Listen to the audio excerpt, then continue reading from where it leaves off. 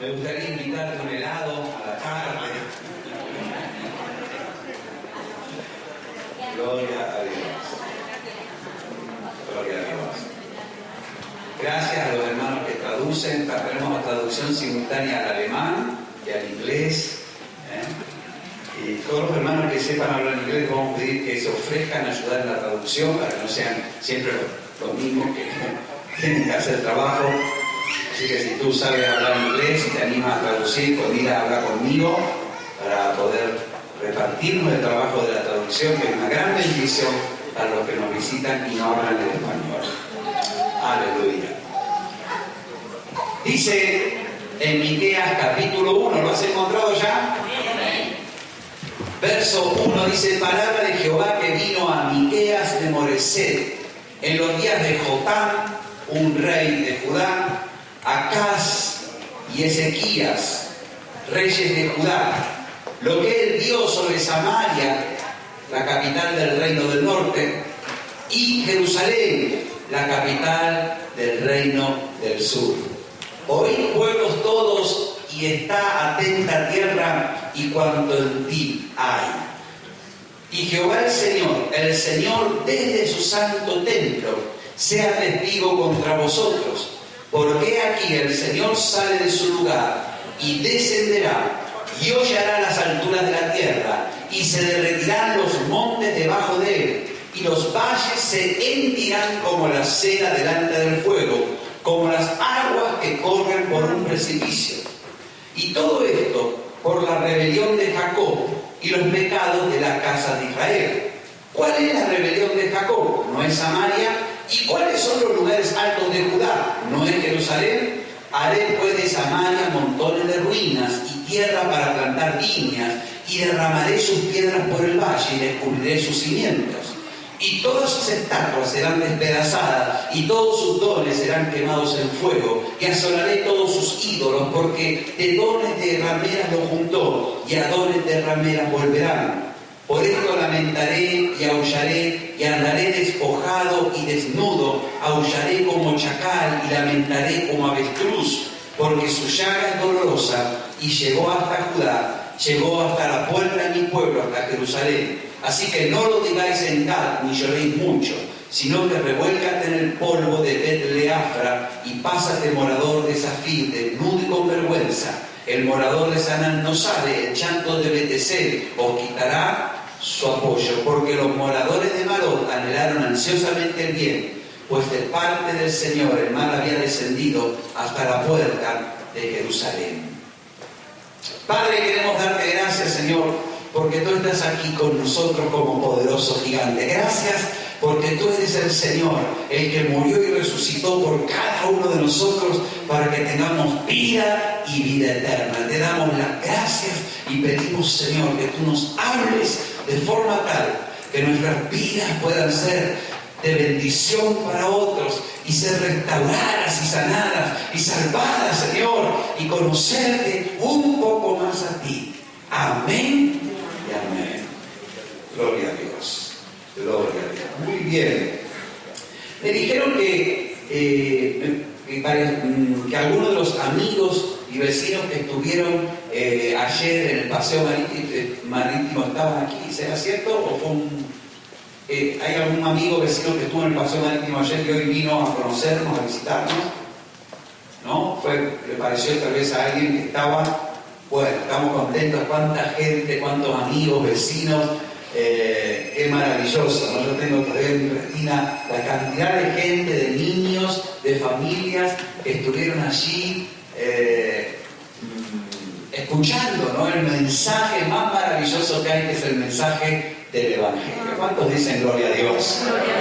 Amén. ¿Sabes? En nuestra sociedad, no es en todas las culturas, pero sí en la nuestra, nuestra sociedad se caracteriza por el individualismo. ¿Qué quiere decir esto? Bueno, una creencia firme en los valores del individuo y también en la libertad que se tiene para escoger y para decidir. Así que el individuo y la libertad de elección son valores de nuestra sociedad muy importantes, muy importantes. Sin embargo, a veces se hace un mal uso, se abusa de estos valores y encontramos unos extremos que aún transgreden las leyes que tenemos, donde el individualismo se transforma en egoísmo y esa libertad se transforma en libertinaje, de forma tal que una persona haciendo uso de esos derechos comienza a ser dañino para el resto. Por ejemplo, aquel que consume algún tipo de droga, tabaco, por decirlo. Claro, él dice, mira, yo soy libre de fumar o no, y es real. Pero claro, lo que esa persona no mide, que el día que él se enferme por consumir tabaco, su familia va a empezar a ser afectada. Sus hijos, su esposa, tal vez pierdan antes de lo necesario a un ser querido. Y por no hablar de las finanzas, porque el tratamiento del tabaquismo, de los cánceres que produce el fumar, llevan millones y millones de euros que finalmente los paga toda la sociedad. Lo mismo podemos decir del alcohol. Alguien puede decir, yo soy dueño de beber lo que yo quiero, también es cierto, pero claro, el alcoholismo luego produce daños y pérdidas, empezando por los seres más queridos y más cercanos, para terminar en la misma sociedad, donde a veces un conductor alcoholizado se lleva por delante y causa víctimas fatales. ¿Qué decir del adulterio y la fornicación? Gente que dice, yo con mi cuerpo hago lo que quiero, pero destruye matrimonios, afecta la vida de hijos de una forma a veces irremediable, irreparable. Y por qué no hablar de los abortos, donde por usar esa libertad que tenemos, hay vidas que son cegadas, son cortadas de cuajo. Y con todo respeto a las opiniones de cada uno, pero todo aquel que está a favor del aborto puede estar a favor del aborto porque a él no lo abortaron. Si lo hubieran abortado, ni pío podría decir. Entonces hay que pensar ese tipo de cosas, ¿no? Claro, el planteamiento ético y todo esto. O las ganancias. El otro día leí en el diario que se vendió una moneda llamada Double Eagle. Es una moneda de una edición cuando la moneda americana estaba respaldada por el patrón oro, pero al llegar a la Gran Depresión quitaron el patrón oro y todas esas monedas fueron destruidas excepto 10, luego quedaron 2 y una moneda está en exhibición hoy en día. ¿Y cuánto costó a un coleccionista esa moneda? $7.4 millones. El que lo pagó, que no se sabe quién es, porque seguramente tenía el dinero. Y él dice, si yo tengo $7.4 millones, ¿por qué no me puedo dar el gusto de comprar una monedita? Claro que se puede dar el gusto, pero con esos $7.4 millones, ¿a cuánta gente le daría trabajo? Trabajo, no estamos hablando de limosna, trabajo. ¿Cuántos problemas se resolverían con $7.4 millones? Y el mundo está lleno de ejemplos donde el exceso de individualismo y de esa capacidad de decisión repercuten para mal, de tal forma que la mayor cantidad de riqueza está en manos de poquitos y la mayor cantidad de pobreza está en manos de muchísimos. El mundo en que vivimos se caracteriza, y cuando uno mira eso, realmente, claro, dice, ¿qué pasa aquí? ¿No? La injusticia produce algo que se llama indignación de ver, y parece que nadie puede ponerle un punto final, nadie puede ponerle ahí un toque a esas cosas. Y claro, algunos confunden el hecho de que Dios dé el libre albedrío con el hecho de que Dios apruebe las cosas que se hacen en el ejercicio del libre albedrío. Algunos inclusive piensan que no hay Dios. La Biblia dice, el necio en su corazón dice no hay Dios, no existe Dios. Como no hay Dios, pues mira, vivamos como se nos parezca mejor. Hay otros que creen en algo que se llamó el Dios ex machina. Esta es una palabra de una corriente filosófica, pero alguien dijo, Dios hizo el universo, lo puso en marcha y se fue por ahí. Y el universo sigue corriendo independientemente del creador. Es toda una corriente, es un punto de vista. Si usted pone en el Google lo va a encontrar. Pero ¿sabes una cosa? Tampoco es así. No es que Dios creó el universo, lo echó a andar con una bola y después se fue a descansar en alguna playa de alguna galaxia. Otros creen que Dios nos ama tanto, pero tanto, que ante la maldad del hombre es un Dios impasible, es un Dios que no hace nada, es un Dios incoherente, como dijo a una persona amiga de algunos de nosotros. Un Dios que no comprendo porque no hace nada ante lo que está ocurriendo. Otros piensan que Dios le dice al hombre, haz lo que quieras. Y saben que la Biblia de tapa a tapa la puedes leer y en ningún lado vas a encontrar que Dios dice, haz lo que tú quieras. La Biblia dice que Dios repite al hombre, haz lo bueno, escoge la vida, no te pierdas, no te arruines, recupérate, restáurate, vuélvete, arrepiéntete, para allá. No sigas así, que el mal te está esperando y yo no quiero lo malo para tu vida. Dios jamás dice, haz lo que tú quieras. Dios dice, escoge la vida, escoge la vida. Cree en el Evangelio y sé salvo, líbrate. Pedro le decía en Hechos capítulo 2, sean salvos de esta perversa generación. Así que encontramos en la Biblia a un Dios totalmente involucrado con el hombre. Un Dios totalmente inmiscuido, como le dijo la voz del cielo al rey Nabucodonosor, que se creyó más grande que Dios, y dijo, pues ahora serás como un animal, hasta que reconozcas que el cielo gobierna en el reino de los hombres. Dios es un Dios presente, Dios es un Dios activo, Dios es un Dios que, aunque el hombre le dio la espalda, cuando Dios creó al hombre y a la mujer, el varón y la mujer a su imagen y semejanza, Dios no los dejó librados a su suerte. Jamás. Dios jamás le dijo al hombre, ahí está, date la cabeza contra la pared. Eso lo decimos nosotros. Que se dé la cabeza contra la pared y ya va a aprender. No, Dios no hace eso.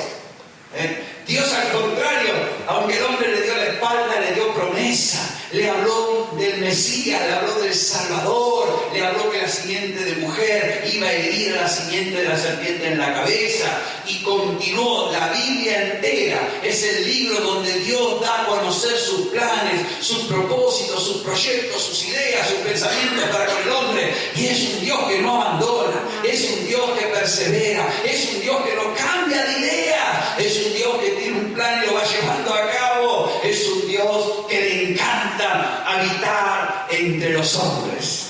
¿Cuántos dicen amén? Amén. La prueba de esto es que Dios se hizo hombre y se llamó Jesús de Nazaret, y como hombre, sin haber cometido nunca un pecado, cargó con el pecado de todos nosotros, para que tú y yo no tengamos que recibir el castigo que nos merecemos con justicia, sino que podamos recibir el perdón y que podamos recibir nueva vida. Jesús lo dijo tan claro, dijo, el que cree en el Hijo de Dios tiene vida eterna, pero el que no quiere creer en el Hijo de Dios, la ira de Dios está sobre él. Porque un día, como Jesús le dijo a los discípulos, vayan y denle la buena noticia a toda criatura. El que crea y sea bautizado va a ser salvo. ¿Salvo de qué? Pues salvo del infierno, salvo de la condenación, salvo del tormento eterno, salvo de recibir el castigo.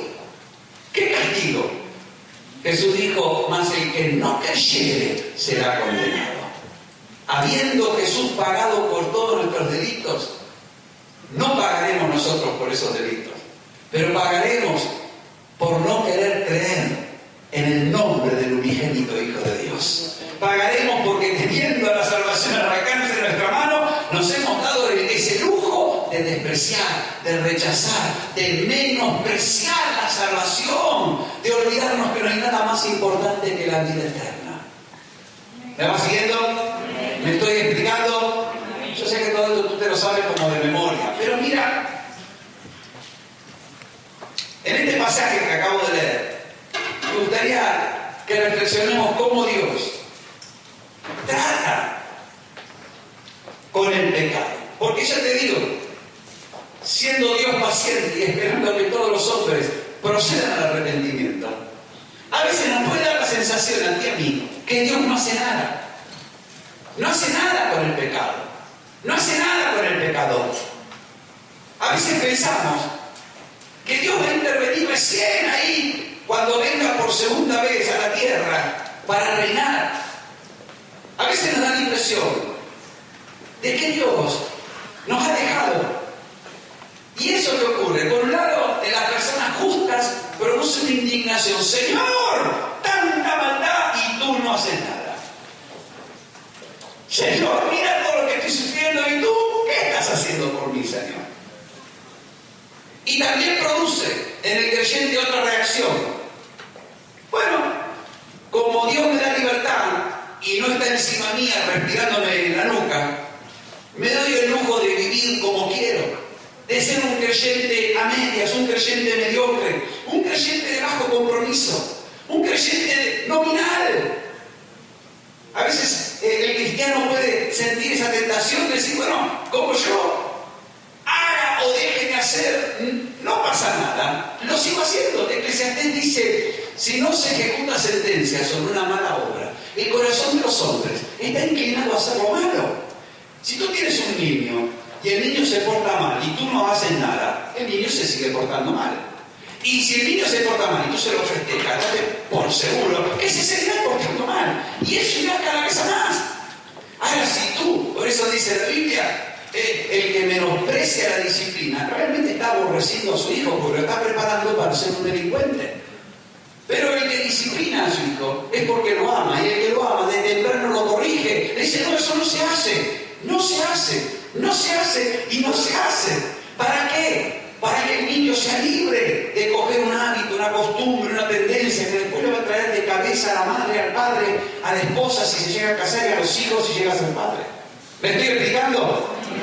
Y sabes, a veces el cristiano puede verse tentado, podemos vernos tentados. Mira, hoy no he hecho lo que el Señor quería y no me pasó nada. Pero la Biblia dice, y Miqueas lo va a decir, el libro del profeta Miqueas, dice que el pecado consiste en apartarse de Dios. Y todo aquel que peca, nos apartamos del Señor. Como bien dijo el mensaje del pastor Jesús el día miércoles, una cosa es decir, yo tengo en Jesús un gran maestro que me enseña, que me ama, que me cuida, que me mima, es mi amigo. Y otra cosa es decir, Jesús es mi Señor. Y si yo digo que Jesús es mi Señor, quiere decir que yo soy su siervo. Y como alguien dijo una vez, la palabra no Señor es una incongruencia. Porque si eres el Señor, no cabe decirle no.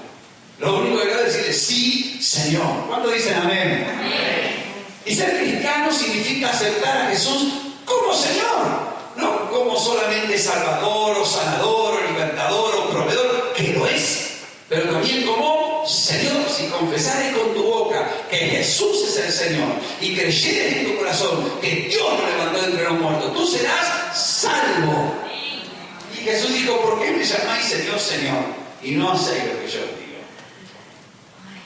Les voy a explicar a qué se asemeja. A hombre que edifica sobre la arena. Así que el profeta Miqueas nos va a mostrar en este capítulo que Dios actúa frente al pecado. Y actúa frente al pecador. Dios trata con el pecador. Dios no se ha retirado. Dios trata. Hay un rato. Vamos a verlo muy rápidamente. En Miqueas capítulo 1:1 dice palabra del Señor, una palabra profética, una palabra que viene de parte de Dios. En los días de tres reyes, Jotam, Acaz y, ¿cuál es el tercero?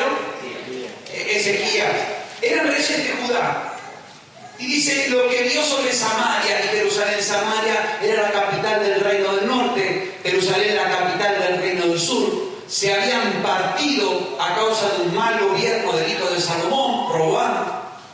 Y entonces Dios le muestra al profeta Miqueas lo que ha de ocurrir a Samaria y a Jerusalén.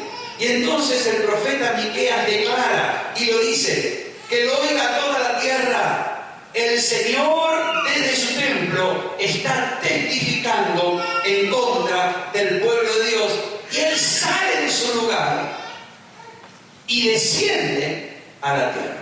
Y el profeta, en otras palabras, está diciendo: Dios va a intervenir. Dios va a intervenir. Mira que está a tu lado. Dios va a meter la mano. Traducción: va a intervenir. Y el profeta dice: cuando Él venga, los montes se van a derretir.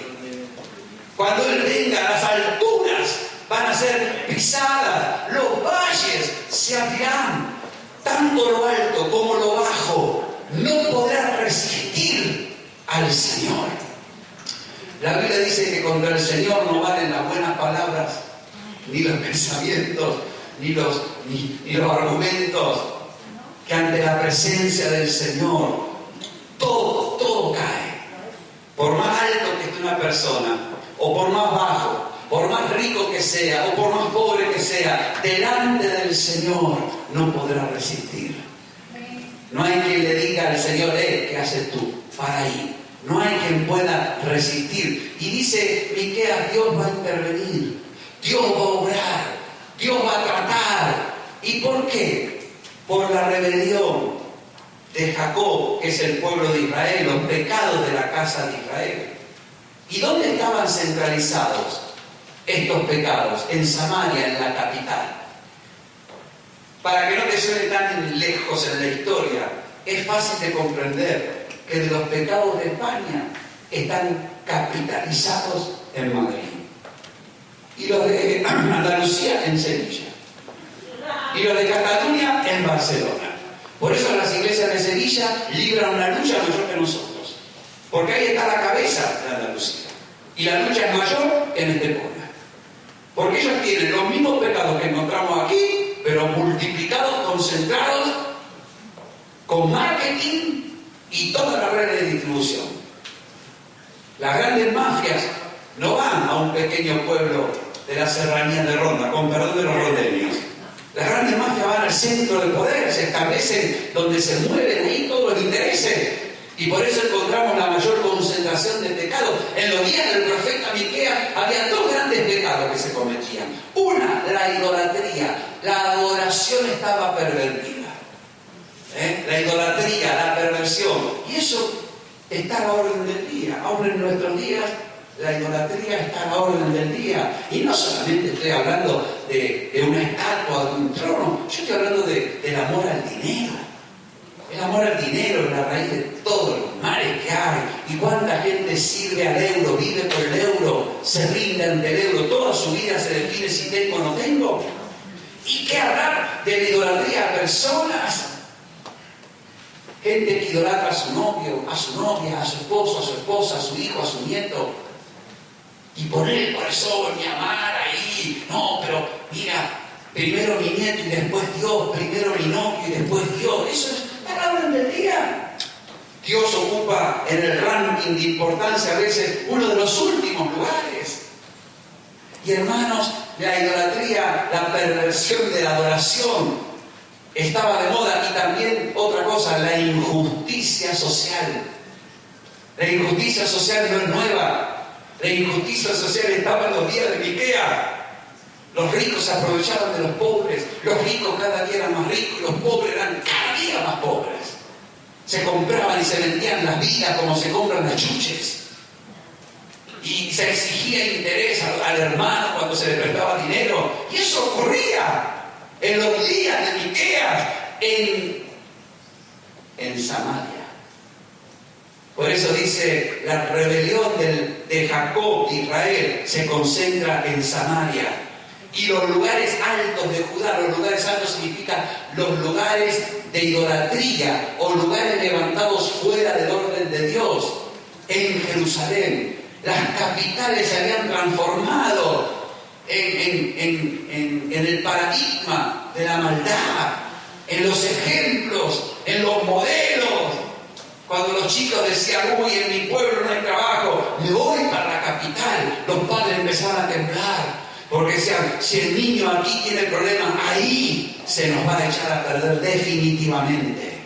por la maldad que reinaba en estas ciudades.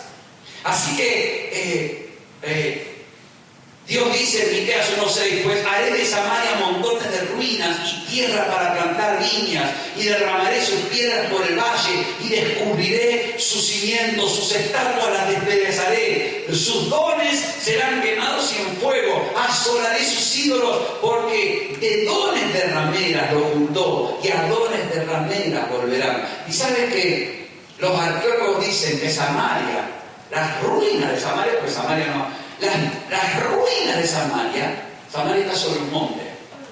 Y dice que las piedras de la ciudad han caído y han sido derramadas tal cual esta profecía del Señor.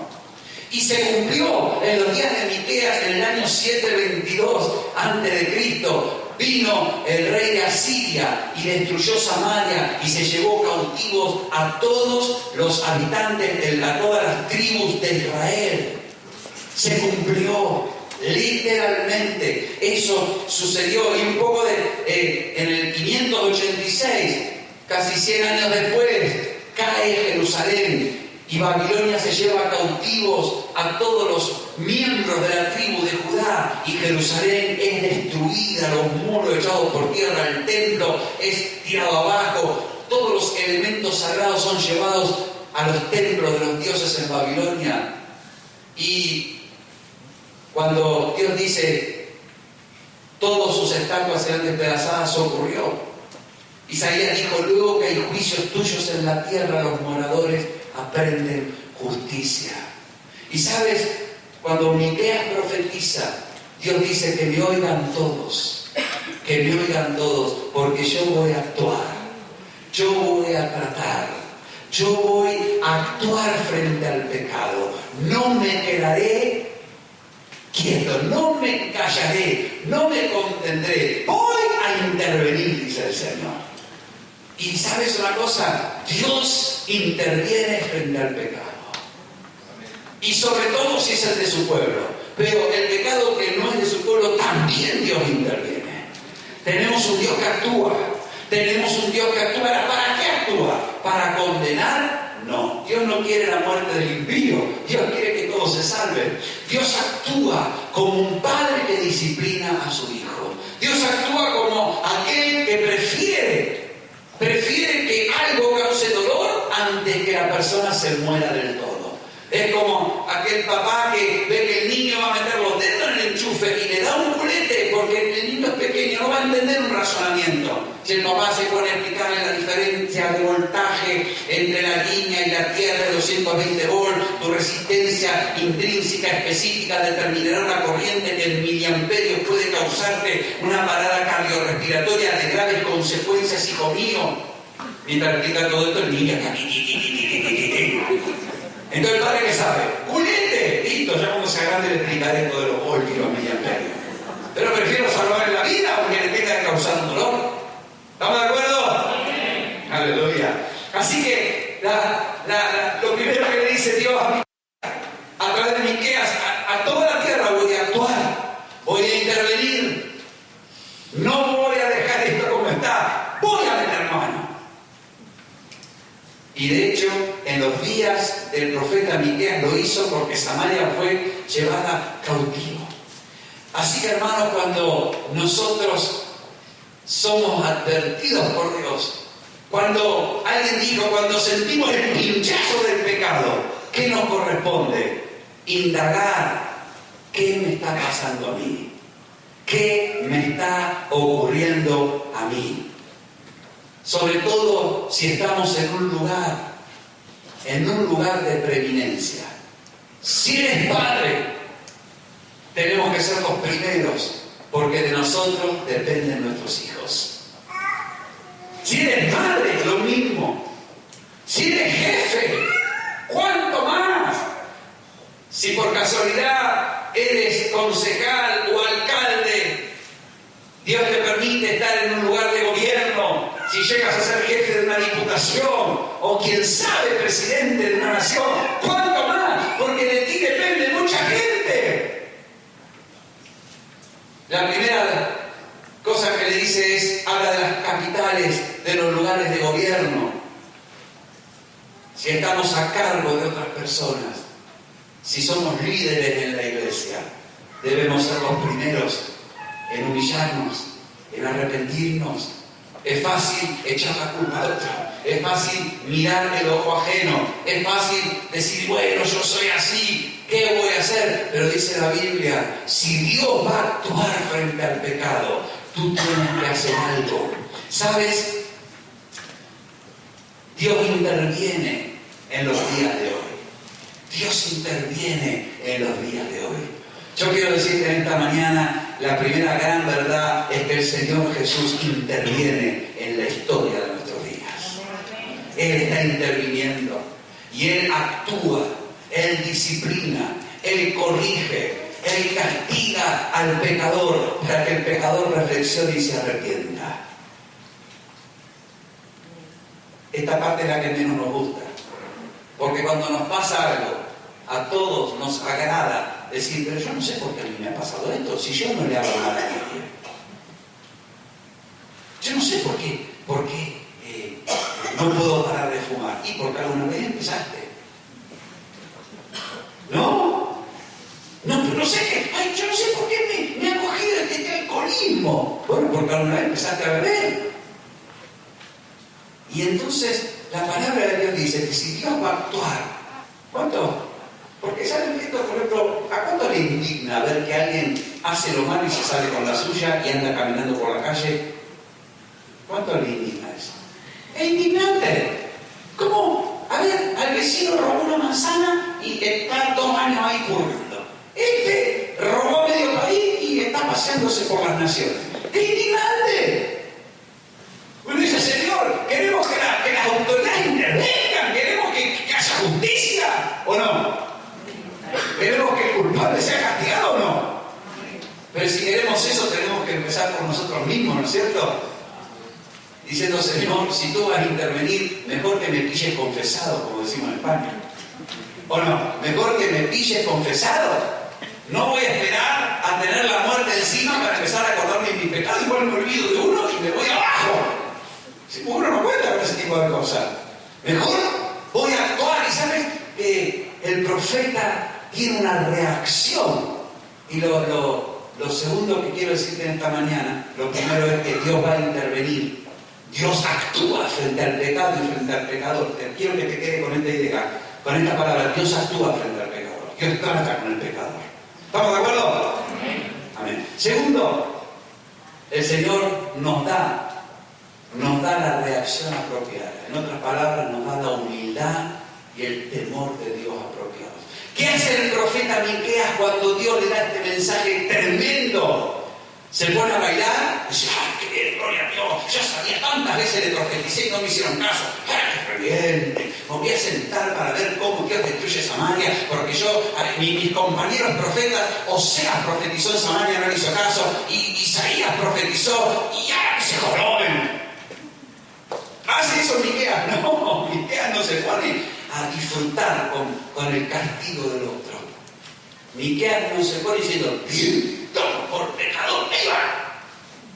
Hubieras venido los puntos como yo y no te hubiera pasado esto. No, Miqueas dice, Miqueas 1:8, por esto que Dios dice que va a hacer, yo lamentaré. Yo no me voy a alegrar de esto, yo voy a lamentar. Yo aullaré. Yo andaré desnudo. Aullaré como un chacal y lamentaré como un avestruz que tiene un grito lastimero. Porque su llaga es dolorosa. Y aún llegó hasta la puerta de mi pueblo, hasta Jerusalén. ¿Saben que dice que Senaquerib, el rey de Asiria, llegó hasta la puerta de Jerusalén? Y quiso destruirla, no pudo porque Dios intervino por el ruego del profeta Ezequías. Del rey Ezequías, del profeta Isaías. Pero ¿sabes? Cuando sabemos que Dios va a actuar y va a tratar con el pecador, que Dios va a hacer juicios en la tierra, tu lugar y el mío no es ponernos a gritar de alegría, es lamentar, es humillarnos, es decir, Señor, ten piedad, Señor, por favor,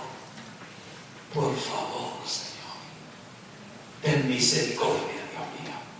Señor, ¿sabes qué? Jotam fue un rey bueno. Acaz fue un rey podrido, asqueroso, terrible. Ezequías fue un rey renovador, un avivador. Y gracias a la intervención de Ezequías, el castigo de Jerusalén se demoró 100 años. Y sabes que cuando nosotros sabemos que Dios va a intervenir, tu lugar y el mío es lamentar, es interceder, es llorar. ¿Sabes? Dice, no lo digáis en Gat. ¿Qué significa? Gat era una ciudad filistea. Y el profeta dice, cuidado que esta profecía no se la digas al enemigo, porque el enemigo se va a alegrar de que a Judá, a Jerusalén le vaya mal.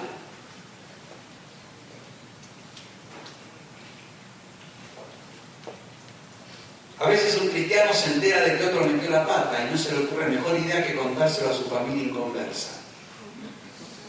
Con lo cual el pobre cristiano que ha caído ahora tiene el palo de todos los inconversos e incrédulos, que lo único que están esperando es un motivo para darnos caña. Dice, no lo digas en Gaza, que el enemigo, que los filisteos no se pongan contentos. Lo que tenemos que hacer es humillarnos, revuélcate en el polvo, humíllate, intercede. Hermanos, es lamentable tener que decir esto, pero así como el Señor está derramando su mano de poder y de gloria, el Señor anuncia que habrá juicios. Los hombres se enfrentarán con la consecuencia de sus errores. Y lo que han sembrado lo van a cosechar. Y va a ser doloroso, extremadamente doloroso. Pero tú y yo no tenemos ningún motivo de alegría, sino decirle, Señor, por favor. ¿Sabes lo que hizo Jerusalén? Lo que hizo Jesús cuando vio a Jerusalén, lloró. ¿Por qué? Porque dijo, Jerusalén, Jerusalén, ¿cuántas veces quise juntar a tus hijos como la gallina junta a tus polluelos y no quisiste? Por tanto vas a ser destruida, no va a quedar de ti piedra sobre piedra. ¿Sabes que Jesús, ante unas mujeres que lloraban por él cuando iba cargando la cruz, dijo, hija de Jerusalén, no lloréis por mí, llorad por vosotras, porque vienen los días, vienen días donde hay de la que esté encinta. En otras palabras, le dijo, no lloréis por mí, llorad por vosotras, porque Jerusalén se va a enfrentar a un juicio. Y efectivamente ocurrió en el año 70, después de Cristo, las tropas del general Tito destruyeron y arrasaron Jerusalén.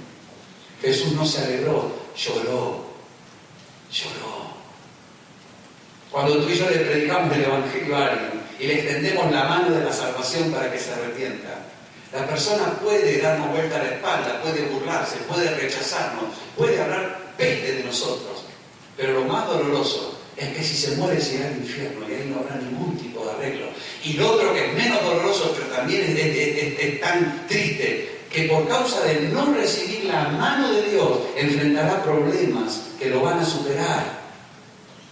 Lo enfrentará en su matrimonio, en su familia, en su economía, enfrentará tormentas que no podrá sobrellevar. Por eso en tu lugar y el mío, el Señor nos enseña que es el de ser humildes y temerosos de Dios, y decir, Dios mío, ten piedad, ten misericordia. Señor, Señor, Señor. Hermanos, algunas veces tal vez tú te has preguntado, ¿por qué salir otra vez más a evangelizar? ¿Por qué tanto esfuerzo para que la gente se siente una hora a escuchar el mensaje de Dios? Porque todo esfuerzo es poco. Si pensamos que una vida se puede salvar, si pensamos que un matrimonio puede arrepentirse y en vez de divorciarse pueden restaurarse, si pensamos que un joven en vez de volcarse y quedar como un adicto o morir suicidándose puede tener esperanza y puede ser sano y puede ser salvo, y si uno piensa que se puede salvar una vida, vale la pena. Si un montañero se queda escalando una montaña aislado por la tempestad, ¿tú estarías de acuerdo con enviar tantos helicópteros sean posibles para rescatar al montañero? Si te enteras que un yate se perdió en alta mar con una familia, con niños, ¿tú estarías de acuerdo en que los busquen los barcos necesarios, los aviones necesarios y que no se suspenda la búsqueda? ¿Tú estarías de acuerdo en que se gasten miles y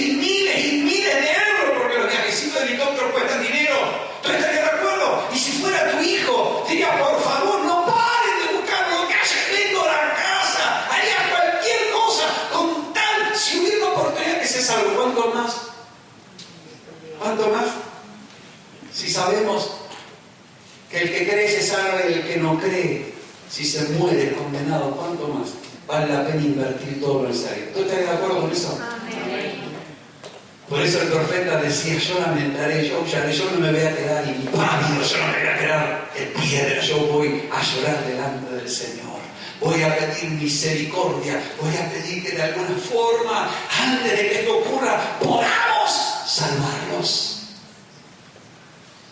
Jonás fue enviado a Nínive con un mensaje: de aquí a 40 días Nínive será destruida. Y Jonás no quería ir a Nínive, porque eran los ninivitas, no los tragaba, los tenía acá. Pero bueno, tú sabes, ¿no? Tormentan el mar, lo echan al mar, se lo traga la ballena, y en el vientre de la ballena recapacita Jonás. Se ve que el olor a tripa de pescado le hizo pensar. Y ahí dice, pagaré mi voto. Y el pez lo escupe ahí, y va a Nínive y predica ahí. ¿Y qué hacen los ninivitas? Se arrepienten todos. Ahí, ¡pum! El primer misionero de la historia del pueblo de Israel consigue un éxito tremendo. Toda la ciudad. El rey hace llorar hasta los nenes, hasta los perros. Aleluya.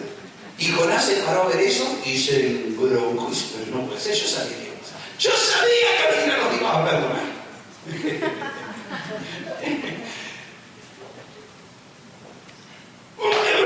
¡Qué bronca con toda la que me hizo!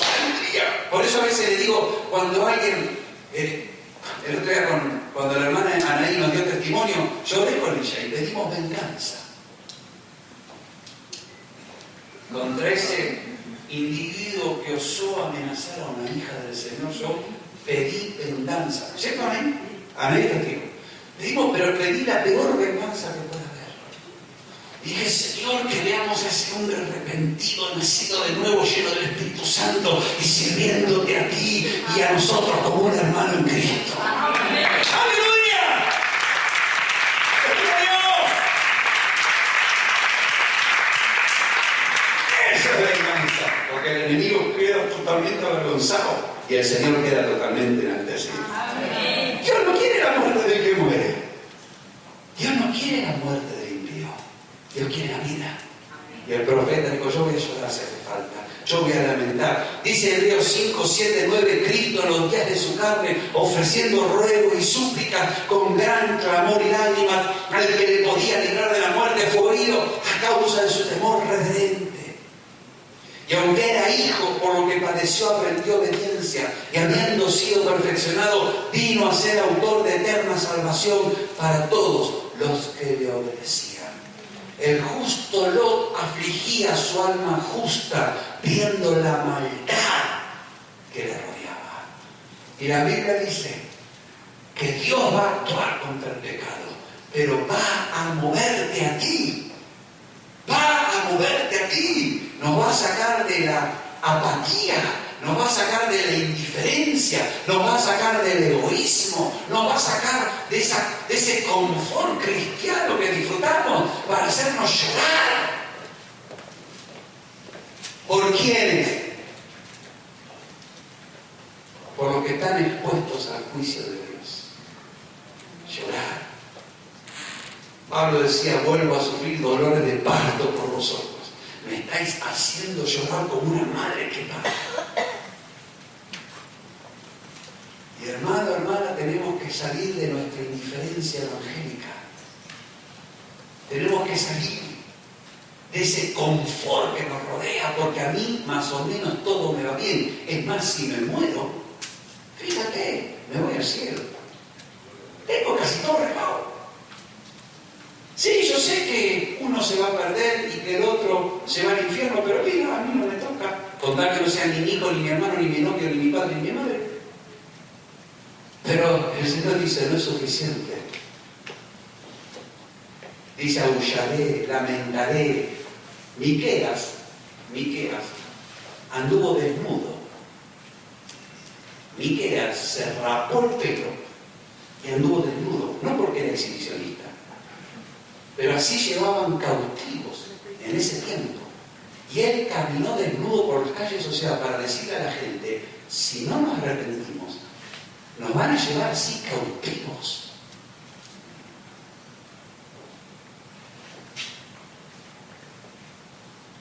Lo segundo que Dios va a hacer es darnos una actitud correcta frente al pecado. no de juicio, sino de misericordia, no de apatía, sino de clamor, de llanto, de llanto.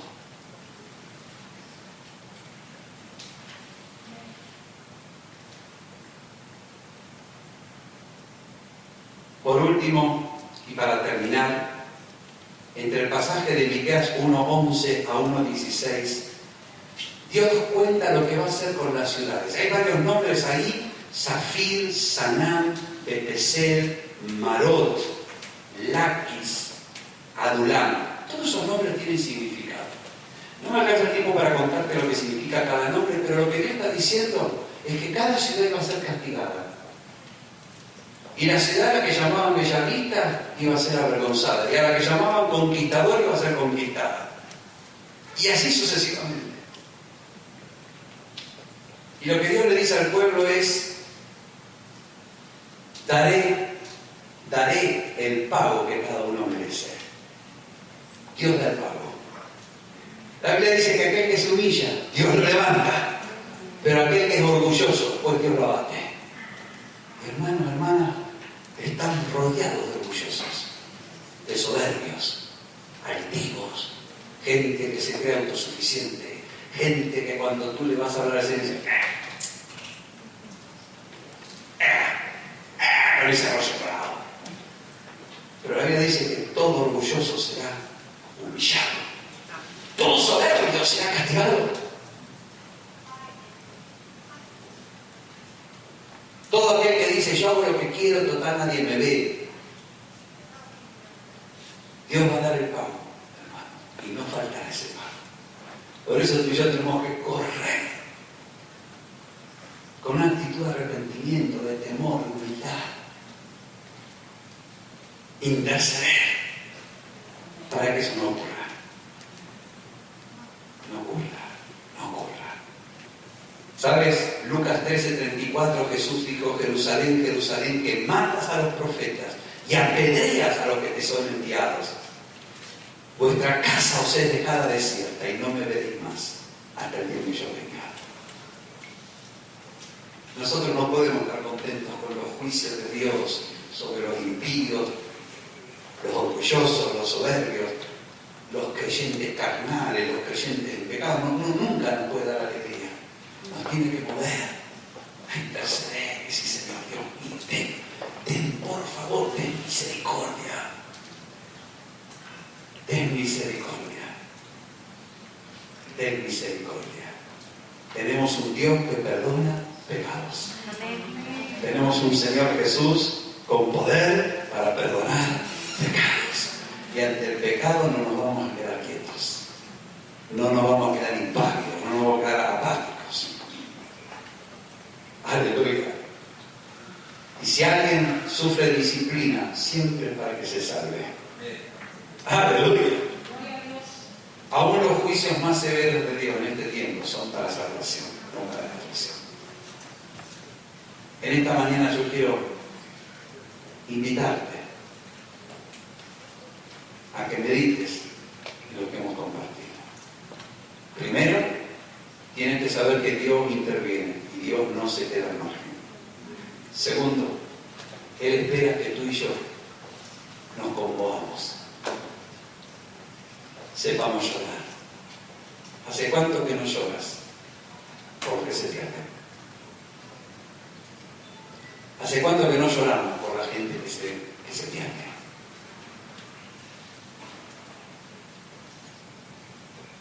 Cuando vemos que un hermano se descarría, ¿qué decimos de ese hermano? ¿Lloramos por él? ¿Intercedemos por él? ¿O nos da lo mismo?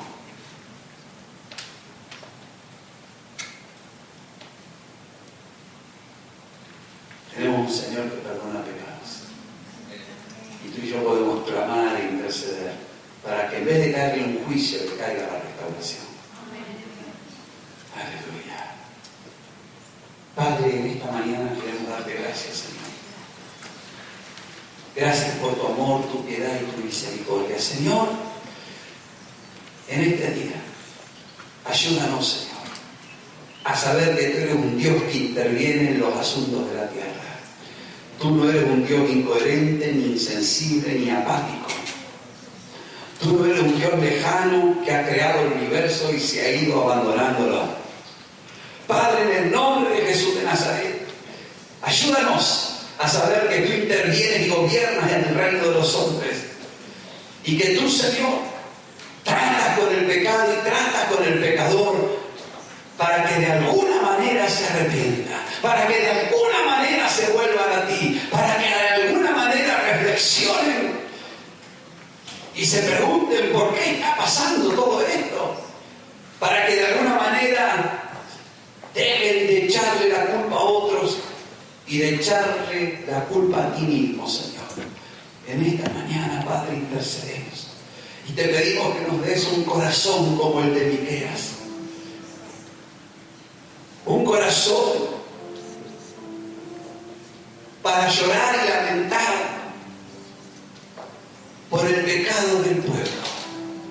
Un corazón, Señor, para pedir misericordia, para pedir que intervengas como tú mismo, Señor, ofreciste ruegos y súplicas con gran clamor y lágrimas al que podía librarte de la muerte, Señor. Ayúdanos, Señor, a no ser insensibles ante tal necesidad. Ayúdanos, Señor, a no ser indiferentes ante la necesidad.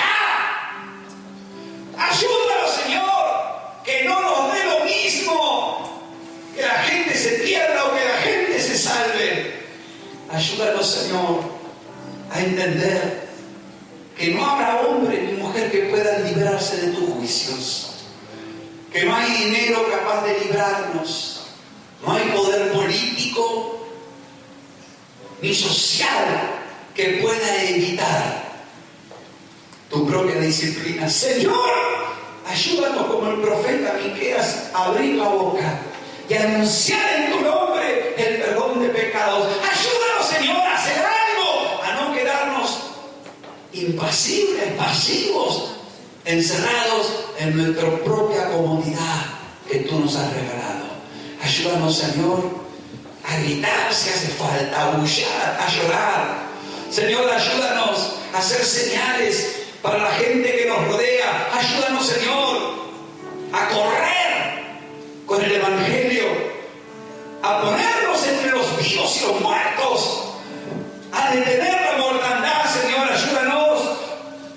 Espíritu Santo, muévenos.